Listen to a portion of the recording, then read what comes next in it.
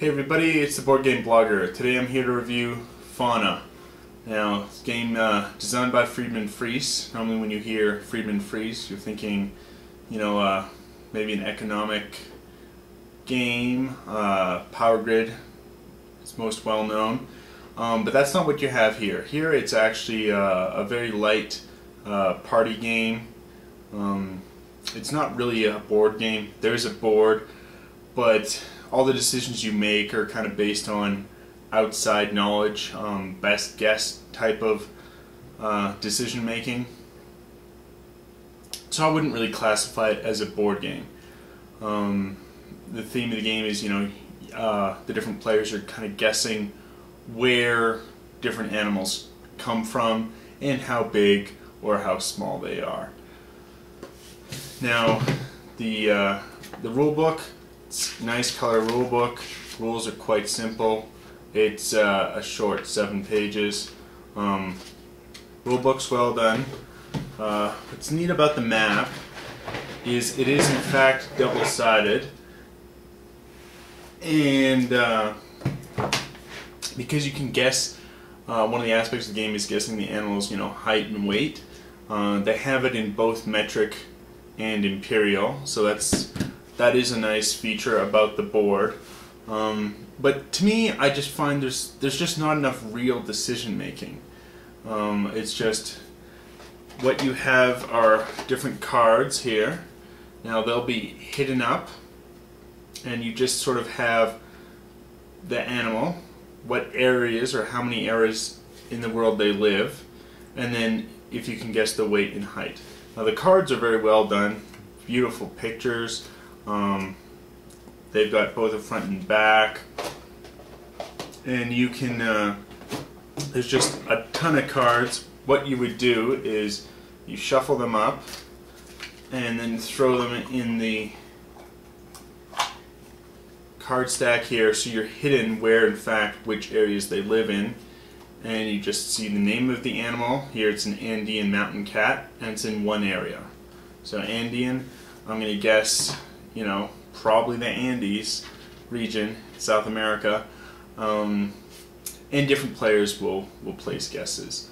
To me, I find there's just not enough decision making. I think it might be a great game for families, kind of for the edutainment factor. You're learning where these animals are, but otherwise for real gamer, it's just far too light. There's no real decision making. You're just using, okay, my best guess where these animals might be living.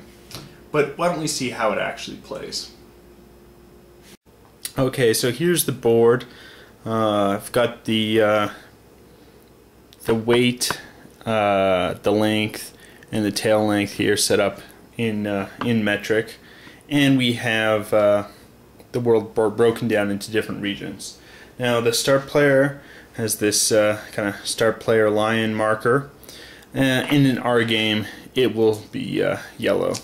So they'll go first. Again, we are guessing on this Andean mountain cat.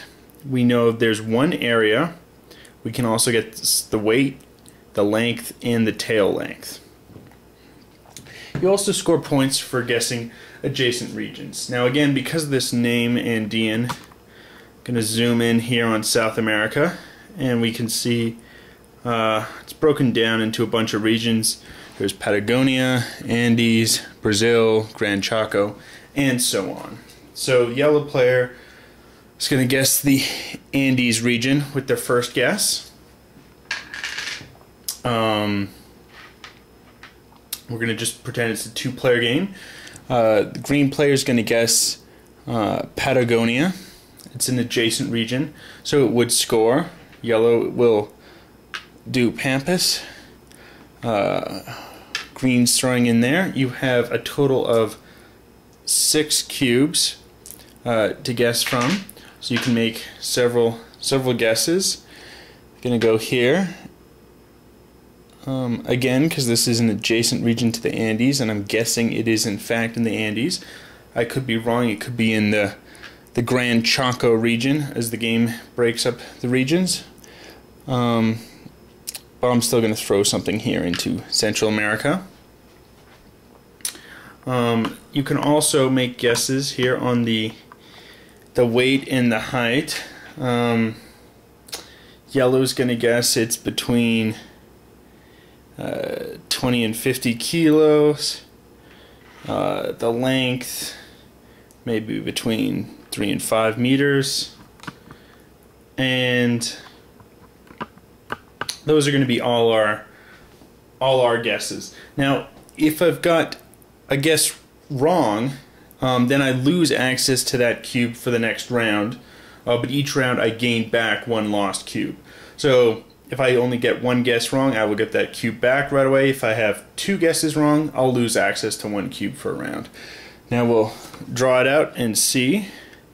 And we have it. It is in fact in the area of the Andes.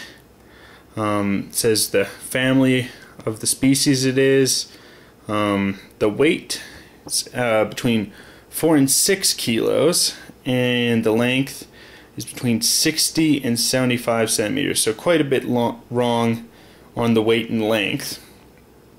So green's going to lose access to this. Yellow's going to lose access to this. But for scoring purposes over here, there was only one correct area. Yellow scores 12 points for that.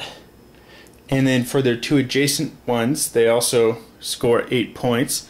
So that's a further 16. Puts it at 28. And green has 3 adjacent regions for 24 points. And that would be how they score. And then these cubes are both returned to yellow and green respectively. And because they were only wrong on 1 cube, they earn that back. And now we'll continue with here. Easton Wallaroo. In 5 areas, you can guess the weight, the length, and the tail length. That looks like some kind of Australian animal. And zoom in here, and then you continue guessing.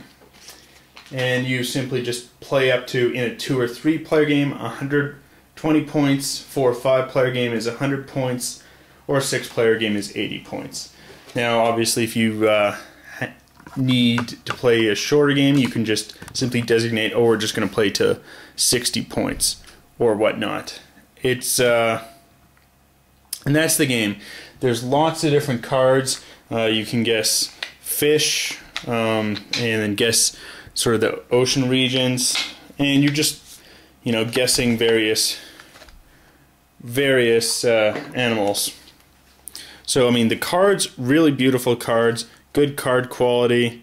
There's lots and lots of cards. You're not, I mean, I think you have to play this game a lot to memorize exactly where the regions are, but that's all it is. It's simply using knowledge you've already gained to make reasonable guesses as to the region that the animals live, or you make a guess about their weight or the length or the height of the animal.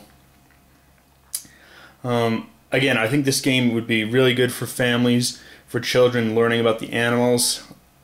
Me personally, I just don't think there's enough real decision making in this game to warrant a purchase, and I'm going to trade it away. I think with you know, Friedemann, Friese, you know, you think you're getting.